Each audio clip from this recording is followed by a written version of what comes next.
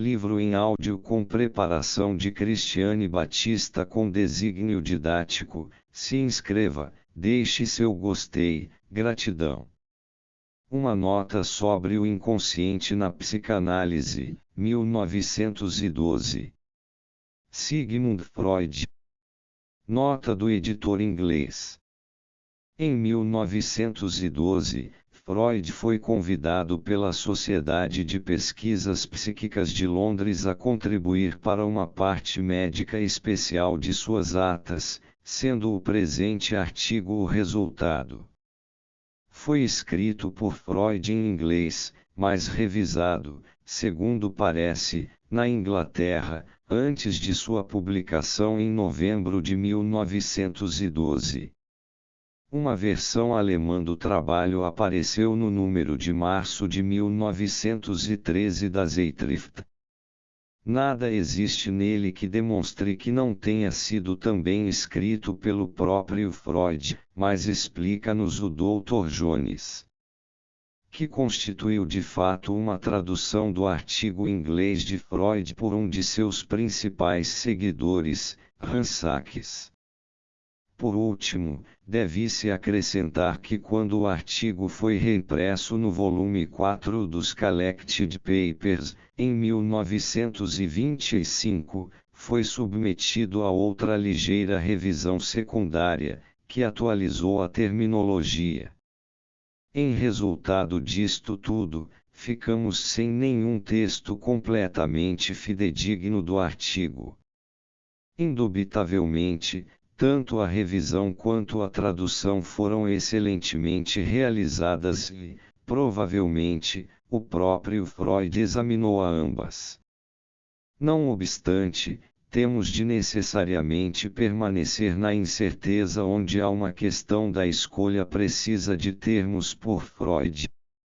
Para tomar um exemplo de uma das dificuldades, o termo concepção é repetidamente utilizado nos parágrafos 2 a 5. Estaríamos inclinados a supor que Freud tivesse em mente a palavra alemã Vorstellung, que é geralmente vertida nesta tradução pela palavra inglesa ideia. De fato, Vorstellung é a palavra empregada, nos lugares correspondentes, na tradução alemã. Ao final do 7º parágrafo e no 8º, a palavra ideia aparece no texto inglês, e a palavra correspondente no alemão é Idee. Mas, no 10º e 11º parágrafos, onde mais uma vez encontramos o inglês ideia, a tradução alemã é quase sempre Gedanke, que geralmente traduzimos como foto, pensamento, mas num dos lugares, Vorstellung. Nas circunstâncias, achamos ser o procedimento mais apropriado simplesmente reimprimir a versão original inglesa, exatamente como apareceu nas atas originais da SPP, com notas de rodapé ocasionais, onde a terminologia exige comentários. Nossa razão para lamentar esta incerteza textual será compreendida quando se lembrar que este se acha entre os mais importantes dos trabalhos teóricos de Freud. Aqui, pela primeira vez, forneceu ele uma longa e ponderada descrição das premissas para sua hipótese de processos mentais inconscientes e especificou os diversos sentidos em que empregou o termo inconsciente. O artigo constitui de fato um estudo para o trabalho maior sobre o mesmo assunto que deveria escrever cerca de 3 anos mais tarde, 1915. Como o artigo anterior, sobre os 2 princípios do funcionamento mental, 1911b, e a seção 3ª da análise de Schreber, 1911c, o atual constitui prova do interesse renovado de Freud pela teoria psicanalítica. A discussão das ambiguidades inerentes à palavra inconsciente é de particular interesse, com a distinção entre os seus 3 empregos, o descritivo, o dinâmico, e o sistemático. O presente relato é mais elaborado e claro que o muito mais sucinto fornecido na seção 2ª do artigo maior. Neste apenas dois usos são diferenciados, o descritivo e o sistemático, e nenhuma distinção clara parece ser feita entre este último e o dinâmico, termo que, no presente artigo, é aplicado ao inconsciente reprimido. Em dois exames posteriores do mesmo tópico, no capítulo 1 de O Ego e o ID, 1923b, e na Conferência 31 das New Introductory Lectures, 1933a, Freud retornou à distinção tríplice feita aqui, e o terceiro emprego do termo, o sistemático, aflorado apenas ligeiramente ao final do presente trabalho, surgiu então com um passo no sentido da divisão estrutural da mente em id, ego, e superego, que muito deveria esclarecer toda a situação. A maior parte deste artigo, na versão de 1925, foi incluída na General Selection from the Works of Sigmund Freud, 1937, 54-62, da autoria de Lichtman. Uma nota sobre o inconsciente na psicanálise. Desejo expor em poucas palavras e tão simplesmente quanto possível o que o termo inconsciente veio a significar na psicanálise e somente nesta. Uma concepção, ou qualquer outro elemento psíquico, que se ache agora presente em minha consciência pode tornar-se ausente no momento seguinte, e novamente presente, após um intervalo, imutada, e, como dizemos, de memória, não como resultado de uma nova percepção por nossos sentidos. É este fato que estamos acostumados a explicar pela suposição de que, durante o intervalo, a concepção esteve presente em nossa mente, embora latente na consciência. Sob que forma ela pode ter existido enquanto presente na mente e latente na consciência não temos meios de adivinhar. Neste exato momento, podemos estar preparados para enfrentar a objeção filosófica de que a concepção latente não existiu como objeto de psicologia, mas como uma disposição física para a repetição do mesmo fenômeno psíquico, isto é, da dita concepção. Mas podemos replicar que isso é uma teoria que ultrapassa de muito o domínio da psicologia propriamente dita, que ela simplesmente incorre em petição de princípio ao asseverar que consciente é um termo idêntico a psíquico, e que está positivamente errada ao negar à psicologia o direito de explicar seus fatos mais comuns, tais como a memória, por seus próprios meios. Ora, permitam-nos chamar de consciente a concepção que está presente em nossa consciência e da qual nos damos conta, e que este seja o único significado do termo consciente. Quanto às concepções letônicas, se temos qualquer razão para supor que elas existam na mente, como tínhamos, no caso da memória, que elas sejam designadas pelo termo inconsciente. Assim, uma concepção inconsciente é uma concepção da qual não estamos cientes, mas cuja existência, não obstante, estamos prontos a admitir, devido a outras provas ou sinais. Esta poderia ser considerada uma amostra desinteressante de trabalho descritivo ou classificatório se nenhuma outra experiência apelasse ao nosso julgamento senão os fatos da memória ou os casos de associação por vínculos inconscientes. Entretanto, o experimento bem conhecido da sugestão pós-hipnótica ensina-nos a insistir na importância da distinção entre consciente e inconsciente, e parece aumentar o seu valor. Neste experimento, tal como realizado por Bernheim, uma pessoa é colocada em estado hipnótico e subsequentemente despertada. Enquanto se encontrava no estado hipnótico, sob a influência do médico, foi-lhe ordenado executar determinada ação num certo momento fixado após seu despertar, digamos meia hora mais tarde. Ela desperta e parece plenamente consciente e em seu estado normal, não tem lembrança do estado hipnótico e, contudo, no momento predeterminado, aparece-lhe na mente o impulso a fazer tal tipo de coisa, e ela o faz conscientemente, embora sem saber por quê. Parece impossível fornecer qualquer outra descrição do fenômeno a não ser dizer que a ordem esteve presente na mente da pessoa num estado de latência, ou que esteve presente inconscientemente, até que o momento determinado chegou, e então tornou-se consciente. Mas não foi sua totalidade que emergiu para a consciência, somente a concepção do ato a ser executado. Todas as outras ideias associadas a essa concepção, a ordem, a influência do médico, a recordação do estado hipnótico, permaneceram inconscientes mesmo então. Mas temos mais a aprender deste experimento. Somos levados da visão puramente descritiva a uma visão dinâmica do fenômeno.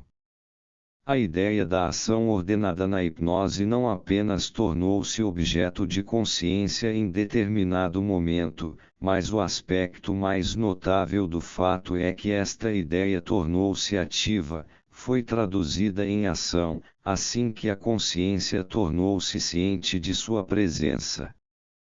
Sendo a ordem do médico o estímulo real à ação, é difícil não admitir que a ideia da ordem do médico se tornou ativa também. Entretanto, esta última ideia não se revelou à consciência, como o fez seu resultado, a ideia da ação, permaneceu inconsciente e, assim, foi ativa e inconsciente ao mesmo tempo. Uma sugestão pós-hipnótica é uma produção de laboratório, um fato artificial. Mas, se adotarmos a teoria dos fenômenos histéricos, primeiramente apresentada por Pejanet e elaborada por Breuer e eu mesmo, não nos faltarão muitos fatos naturais que mostram o caráter psicológico da sugestão pós-hipnótica ainda mais clara e distintamente. A mente do paciente histérico acha-se cheia de ideias ativas, porém inconscientes, todos os seus sintomas procedem de tais ideias. É, na verdade, a característica mais marcante da mente histérica ser governada por elas. Se a mulher histérica vomita, pode fazê-lo devido à ideia de estar grávida. Entretanto, ela não tem conhecimento desta ideia, embora possa ser facilmente detectada em sua mente e tornada consciente mediante um dos processos técnicos da psicanálise. Se se acha executando os arrancos e movimentos que constituem seu ataque, ela nem mesmo conscientemente representa para si as ações pretendidas e pode perceber estas ações com os sentimentos desligados de um observador. Não obstante, a análise demonstrará que estava desempenhando seu papel na reprodução dramática de algum incidente de sua vida, cuja lembrança esteve inconscientemente ativa durante a crise. A mesma preponderância de ideias inconscientes ativas é revelada pela análise como sendo o fato essencial na psicologia de todas as outras formas de neurose.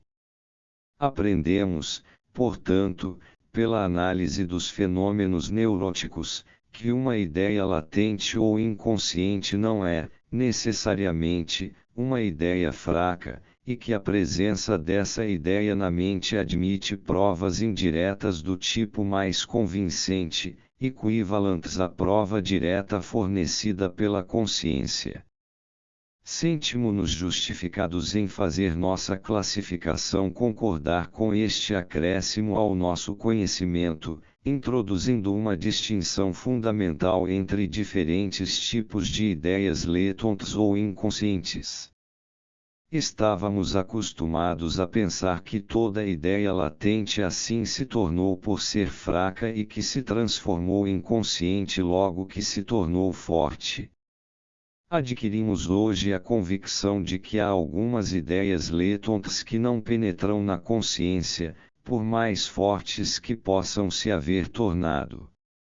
Assim, chamamos as ideias latentes do primeiro tipo de pré-conscientes, enquanto reservamos o termo inconsciente, propriamente dito, para o último tipo que viemos a estudar nas neuroses. O termo inconsciente, que foi empregado antes no sentido puramente descritivo, vem agora a implicar algo mais. Designa não apenas as ideias latentes em geral, mas especialmente ideias com certo caráter dinâmico, ideias que se mantêm à parte da consciência, apesar de sua intensidade e atividade. Antes de prosseguir com minha exposição, referir-me-ei a duas objeções que têm probabilidades de serem levantadas neste ponto. A primeira delas pode ser assim enunciada: ao invés de concordar com a hipótese de ideias inconscientes, das quais nada sabemos, é melhor presumir que a consciência pode ser dividida, de modo que certas ideias ou outros atos psíquicos possam constituir uma consciência separada, que se tornou desligada e separada da massa de atividade psíquica consciente.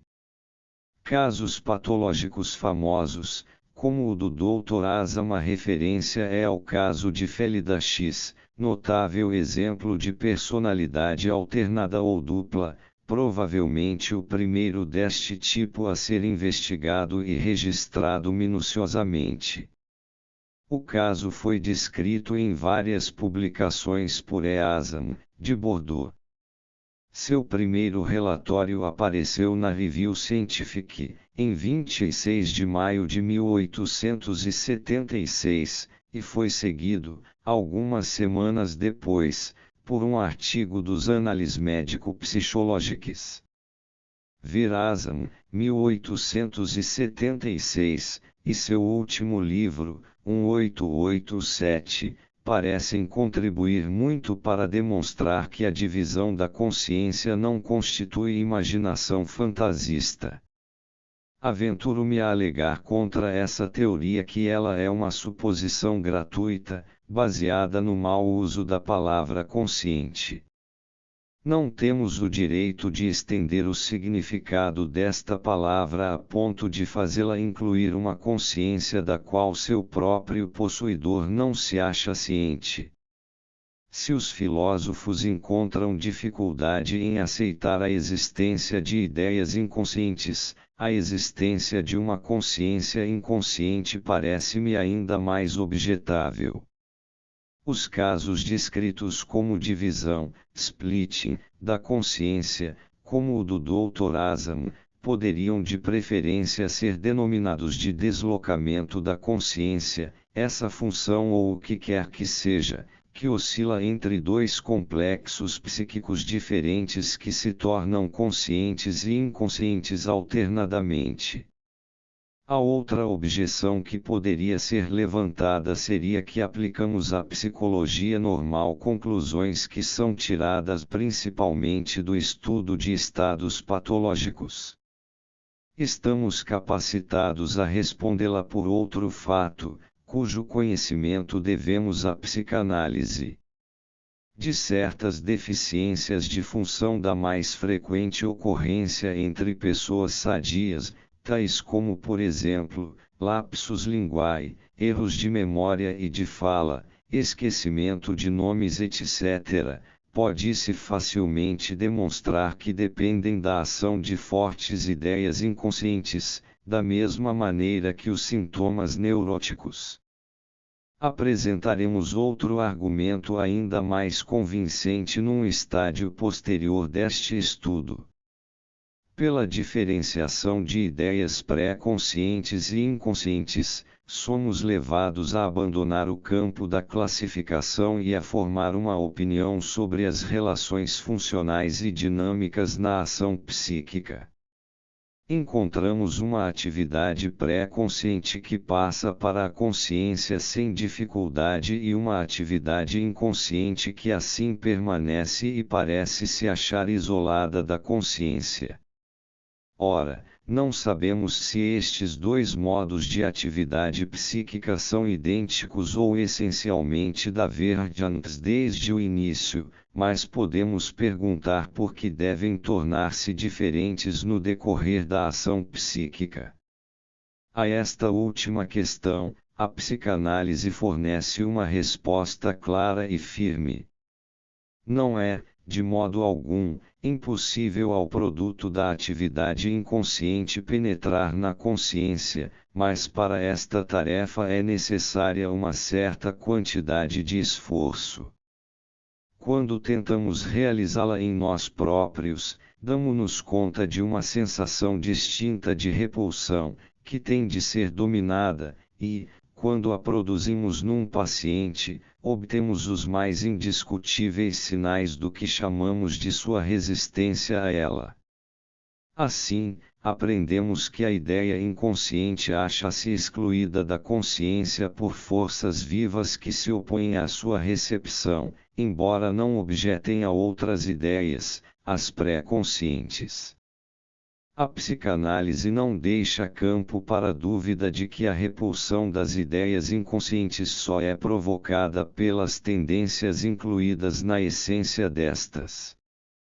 A teoria mais provável que pode ser formulada, neste estágio de nosso conhecimento, é a seguinte: a inconsciência é uma fase regular e inevitável nos processos que constituem nossa atividade psíquica. Todo ato psíquico começa como um ato inconsciente e pode permanecer assim ou continuar a evoluir para a consciência, segundo encontra resistência ou não. A distinção entre atividade pré-consciente e inconsciente não é primária, mas vem a ser estabelecida após a repulsão ter surgido. Somente então a diferença entre ideias pré-conscientes, que podem aparecer na consciência e reaparecer a qualquer momento, e ideias inconscientes, que não podem fazê-lo, adquire um valor tanto teórico quanto prático. Uma analogia grosseira, mas não inadequada, a esta suposta relação da atividade consciente com a inconsciente poderia ser traçada com o campo da fotografia comum. A primeira etapa da fotografia é o negativo. Toda imagem fotográfica tem de passar pelo processo negativo e alguns desses negativos, que se saíram bem no exame, são admitidos ao processo positivo, que termina pelo retrato. Mas a distinção entre atividade pré-consciente e inconsciente e o reconhecimento da barreira que as mantém apartadas não são o último ou o mais importante resultado da investigação psicanalítica da vida psíquica.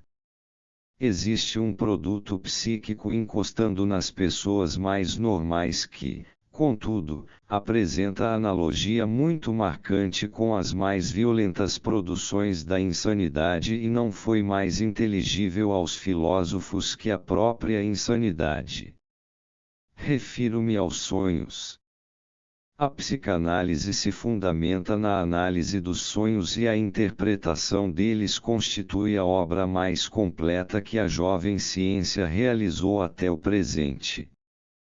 Um dos mais comuns de formação onírica pode ser descrito como segue: uma sequência de pensamentos foi despertada pelo funcionamento da mente durante o dia e reteve um pouco de sua atividade, fugindo à inibição geral de interesses que introduz o sono e constitui a preparação psíquica para o dormir. Durante a noite, a sequência de pensamentos consegue encontrar vinculações com uma das tendências inconscientes presentes desde a infância na mente do que sonha, mas ordinariamente reprimida e excluída de sua vida consciente. Com a força tomada de empréstimo a esta ajuda inconsciente, os pensamentos, resíduo do trabalho do dia, tornam-se então ativos novamente e surgem na consciência sob a forma de sonho. Ora, três coisas aconteceram: 1. Os pensamentos sofreram uma mudança, um disfarce e uma deformação, que representam a parte do ajudante inconsciente. 2. Os pensamentos ocuparam a consciência numa ocasião em que não o deveriam. 3. Uma parte do inconsciente, que doutra maneira não teria podido fazê-lo, surgiu na consciência. Aprendemos a arte de descobrir os pensamentos residuais, os pensamentos letônicos dos sonhos, e, comparando-os com o sonho aparente, podemos formar opinião sobre as modificações que experimentaram e a maneira pela qual estas foram ocasionadas. Os pensamentos letônicos do sonho não diferem em nenhum aspecto dos produtos de nossa atividade consciente habitual, merecem o nome de pensamentos pré-conscientes e, em verdade, podem ter sido conscientes em algum momento do estado de vigília. Entretanto, por entrarem em contato com as tendências inconscientes durante a noite, assimilaram-se a estas, degradaram-se, por assim dizer, à condição de pensamentos inconscientes, e ficaram sujeitos às leis pelas quais a atividade inconsciente é dirigida. E aqui temos a oportunidade de aprender o que não poderíamos ter adivinhado pela especulação, ou por outra fonte de informação empírica, que as leis da atividade inconsciente diferem amplamente daquelas da consciente. Inferimos pormenorizadamente quais são as peculiaridades do inconsciente e podemos esperar aprender ainda mais sobre elas mediante investigação mais profunda dos processos da formação onírica. Essa investigação não se acha ainda nem na metade, e uma exposição dos resultados obtidos até agora é pouco possível sem entrar nos problemas mais intocados da análise de sonhos. Não gostaria de interromper este exame, porém, sem indicar a mudança e o progresso em nossa compreensão do inconsciente devido ao estudo psicanalítico dos sonhos. A inconsciência pareceu-nos, a princípio, apenas uma característica enigmática de um ato psíquico definido. Atualmente ela significa mais para nós. É sinal de que este ato partilha da natureza de determinada categoria psíquica, que conhecemos por outras características mais importantes, e que ele pertence a um sistema de atividade psíquica merecedor de nossa plena atenção. O valor índice do inconsciente ultrapassou de muito sua importância como propriedade. O sistema assinalado pelo fato de seus atos isolados serem inconscientes é chamado o inconsciente, por falta de termo melhor e menos ambíguo. Em alemão, proponho denotar esse sistema pelas letras UBV, abreviatura da palavra Unbewusst. E este é o terceiro e mais significativo sentido que o termo inconsciente adquiriu na psicanálise.